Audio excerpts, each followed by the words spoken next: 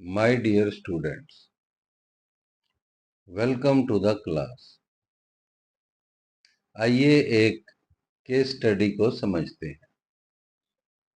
A company has stipulated a control through its automated software that interest at the rate of 12% per annum is charged in case of those customers who fail to make payment within a month of a sales transaction. The internal auditor of the company finds that during a certain period, software has failed to charge interest due to a certain technical glitches. Does reporting of above situation fall in the domain of internal auditor's work? तो इस case study में हमें ये बताया हुआ है कि जब कभी भी कोई सेल्स ट्रांजैक्शन होगी तो कंपनी के पास एक ऑटोमेटेड कंट्रोल है through the software. Automated control है कि वहां पर डेट ऑफ सेल्स भी रिकॉर्ड हो जाएगी और वो काउंटिंग शुरू हो जाएगी देखने के लिए कि क्या जो कस्टमर है वो एक महीने के अंदर अंदर पेमेंट कर देता है या नहीं.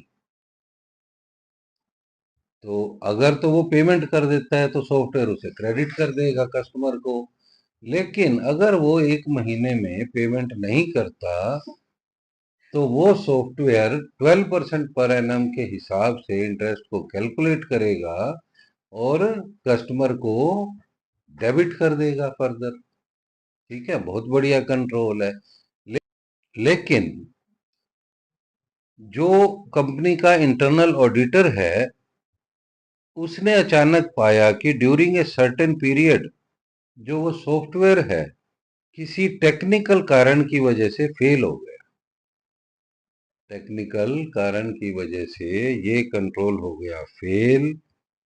तो इसका रिजल्ट क्या हुआ होगा कि उस दौरान जिस चीज की पेमेंट नहीं आई होगी एक महीने के अंदर उनका अकाउंट डेबिट होने से रह गया होगा. ठीक है, तो क्वेश्चन ये है कि does reporting of above situation fall in the domain of internal auditors work. तो हमें ये बताना है कि इंटरनल ऑडिटर की ड्यूटी क्या बनती है. तो जो इंटरनल ऑडिटर है उसके बारे में हम समझें कि उसकी क्या क्या ड्यूटी है रिगार्डिंग इंटरनल कंट्रोल. सबसे पहला है कि इंटरनल ऑडिटर को टाइम टू टाइम रिव्यू करते रहना चाहिए इंटरनल कंट्रोल सिस्टम को. ठीक है, रिव्यू करते रहना चाहिए कि इंटरनल कंट्रोल सिस्टम सही काम कर रहा है या नहीं. और फिर दूसरी ड्यूटी है टू इवेल्युएट इट्स ऑपरेशन कि क्या ये कंट्रोल इफेक्टिव भी है या नहीं.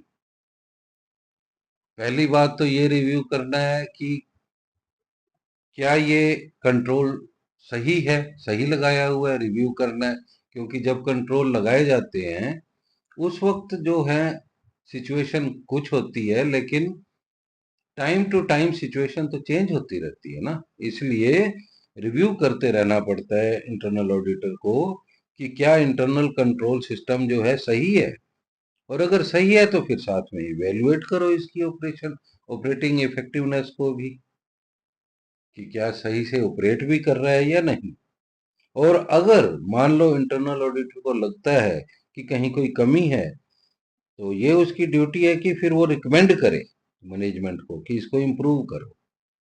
तो इस पर्टिकुलर केस में हमें ये देखने को मिला है कि कंट्रोल जो है फेल हो गया है.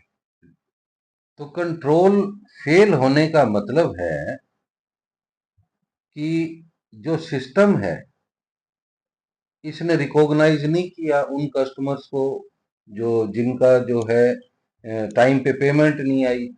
रिकॉग्नाइज नहीं किया तो उनका जो है इंटरेस्ट भी कैलकुलेट नहीं किया होगा, उनको डेबिट भी नहीं किया होगा, तो इससे तो फिर लॉस ऑफ इनकम हो जाएगा ना कंपनी का, और लॉस ऑफ कम इनकम हो जाएगा तो फिर ये फाइनेंशियल रिपोर्टिंग जो है ये भी इम्प्रॉपर हो जाएगी। ठीक है।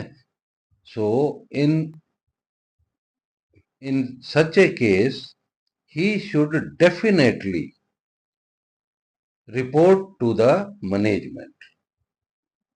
Thank you.